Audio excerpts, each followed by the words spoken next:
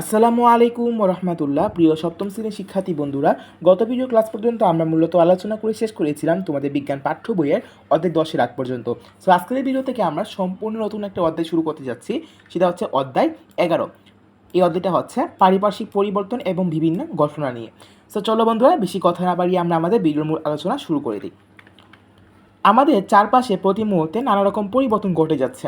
এদের কোনো কোনোটি আমাদের জীবন ধারণের জন্য অত্যাবশ্যকীয়, আবার কোনো কোনোটি হয়তো নানাবিধ ক্ষতির কারণও হতে পারে। প্রকৃতিতে ঘটায় এ সকল নানা ঘটনায় বিভিন্ন পদার্থের ভৌত ও রাসায়নিক ধর্মের পরিবর্তন সাধিত হয়ে থাকে। সো আমরা যখন আস্তে আস্তে সামনে যাব, তখন আমরা জানতে পারবো যে ভৌত পরিবর্তন এবং রাসায়নিক পরিবর্তনগুলা আসলে কী কী। সো এই অধ্যায় পাঠ শেষে আমরা কী কী বিষয় সম্পর্কে জানতে পারবো?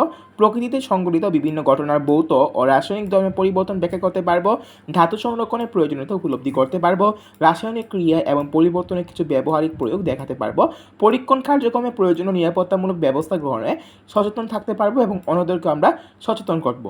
পরীক্ষণ কার্যক্রমে ব্যবহৃত যন্ত্রপাতি সঠিকভাবে আমরা ব্যবহার করতে শিখব। সো এবার চলো আমরা একটা মজার একটা পাঠ পড়ি, সেটা হচ্ছে পার্ট 1 এবং এটা হচ্ছে গলন এবং স্ফুটন নিয়ে। সো গলন এবং স্ফুটন যারা জানো না, এই পাঠটা পড়লে আমরা ক্লিয়ার হয়ে যাব। সো ফার্স্ট এখানে একটা কাজ রয়েছে, কাজটা হচ্ছে একটা গ্লাসের মধ্যে তুমি একটু কয়েকটু করে বরফ নিয়ে রাখবা এবং কিছুক্ষণ পরে দেখবা কি যে বরফটা কিন্তু তরলে পরিণত হয়ে যাচ্ছে, তাই না? তখন কিন্তু সেটা আর বরফের আকারে থাকছে না। সো এই পরীক্ষাটা তোমরা চাইলে করতে পারো।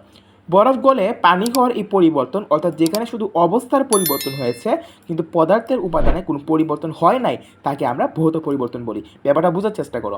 এখানে বরফ যেটা রয়েছে, বরফ গলার আগে কী ছিল? বরফটা কিন্তু একটা পানি, তাই না? জমে গিয়েছিল পানিটা নিম্ন তাপমাত্রায়। আর মনে করে যে বরফটা কিন্তু এক প্রকার পানি ছিল এবং সেটা যখন আমরা সাধারণ তাপমাত্রায় রাখি, তখন কিন্তু বরফটা গলে একটা তরল অবস্থায় পরিণত হয়, সেটাও কিন্তু পানি। এবং তাকে যদি আমরা আরও তাপ দিই, সেটা যদি একটা কী হবে, জলীয় বাষ্প হয়ে যাবে বা বায়বীয় পদার্থ হয়ে যাবে। সে জলীয় বাষ্পটা কিন্তু শেষ পর্যন্ত দেখা যাবে কি, সেটাও কিন্তু একটা পানিই থাকতেছে। মানে তার উপাদান, আমরা যা কিছুই করি তার উপাদান কিন্তু একই থাকতেছে, উপাদান কিন্তু চেঞ্জ হচ্ছে না। পানি পানি থাকতেছে, পানি কিন্তু অন্য কিছু হয়ে যাচ্ছে না, পানি কিন্তু তোমার চিনি হয়ে যাচ্ছে না, পানি কিন্তু লবণ হয়ে যাচ্ছে না। এই যে পরিবর্তনটা, যেখানে শুধু অবস্থার পরিবর্তন হয়েছে কিন্তু পদার্থের উপাদানে কোনো পরিবর্তন হয় নাই, তাকে আমরা বলি ভৌত পরিবর্তন। পানিকে তাপ দিলে কি হয়? পানি তাপমাত্রা বাড়তে থাকে এবং এক পর্যায়ে পানি ফুটতে থাকে। তাহলে পানি স্ফুটন কি ভৌত পরিবর্তন? হ্যাঁ, অবশ্যই এটি একটি ভৌত পরিবর্তন। আমি তোমাদেরকে মাত্রই বললাম এটা, এটা আশা করি তোমরা বুঝতে পেরেছো। কারণ এর ফলে কিন্তু পানি তরল অবস্থা থেকে বাষ্পে বা গ্যাসীয় অবস্থায় পরিণত হয়, এটি নতুন কোনো পদার্থে পরিণত হয় না। আবার একটি বড় কাগজ কেটে যদি আমরা কয়েকটি ছোট ছোট টুকরায় পরিণত করি, তাহলে এই পরিবর্তন কি ভৌত পরিবর্তন বলবো? হ্যাঁ, এটিকেও কিন্তু আমরা ভৌত পরিবর্তন বলি। কারণ এর ফলে কাগজের আকার শুধু ছোট হয়েছে, মানে একটা বড় কাগজ থেকে আমরা কয়েকটা টুকরা করেছি, কিন্তু এটা কিন্তু একই পদার্থ রয়ে গেছে, সেটা কিন্তু কাগজেই রয়ে গেছে। সেটা কিন্তু লোহা হয় নাই, সেটা কিন্তু মাটি হয় নাই, সেটা কিন্তু কাগজেই রয়ে গিয়েছে।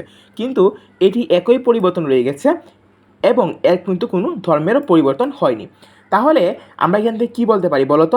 ভৌত পরিবর্তনকে সংজ্ঞা দিতে পারি আমরা যে সকল ক্ষেত্রে পরিবর্তনের ফলে সংশ্লিষ্ট পদার্থের অবস্থার বা আকার আকৃতির পরিবর্তন ঘটে কিন্তু পদার্থের উপাদানে কোনো পরিবর্তন হয় না, তাদেরকে আমরা বলি হচ্ছে ভৌত পরিবর্তন। তার মানে ভৌত পরিবর্তন সংজ্ঞাটা তোমরা আশা করি বুঝতে পেরেছ। যদি পরীক্ষা আসে, তোমরা এখান থেকে শুরু করে এই পর্যন্ত সংজ্ঞা দিতে পারো। সো এই ছিল আজকে ভিডিও পর্যন্ত থাকবে। দেখা হবে নেক্সট ভিডিওতে। ততক্ষণ সবাই ভালো থাকবা, সুস্থ থাকবা। আল্লাহ।